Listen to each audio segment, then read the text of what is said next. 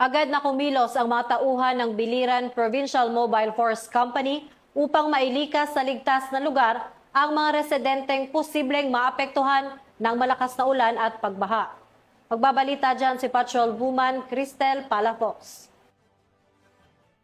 Ay na sa katuparan ng mga tauhan ng Biliran Provincial Mobile Force Company ang preemptive evacuation sa mga residente ng Biliran at karating na lugar na labis na napektuhan ng Bagyong Uwan nito lamang 8 at 9 ng Nobyembre taong kasalukuyan. Sa pamumuno ni Police Brigadier General Jason L. Capoy, Regional Director ng Police Regional Office 8 at sa pangunguna ng Biliran PMFC, katuwang ang MDRRMO, PCG, BFP sa naturang lugar, mabilis at alerto nilang naisagawa ang preemptive evacuation. Ang pinagsanib na pwersa at pagsisikap ng mga kapulisan at iba pang kawani ng gobyerno ay nagtiyak ng kaligtasan at seguridad ng mga apektadong pamilya sa pamamagitan ng maagang paglikas at pinatibay na kahandaan ng komunidad laban sa Bagyong Uwan. Layunin ng hakbang na ito na magbigay ng taus-pusong pagseserbisyo para sa kaligtasan ng bawat mamamayan, lalo na sa panahon ng kalamidad. Palaging pinapalalahanan ang publiko na makipag-ugnayan sa mga kinaukulan kung kinakailangan ng agarang tulong at patuloy na makinig sa opisyal na abiso ng lokal na pamahalaan. Mula dito sa Eastern Visayas, ako ang inyong PNN correspondent, Patrol Woman Palafox, alagad ng batas, takataguyod ng Balitang Pulis.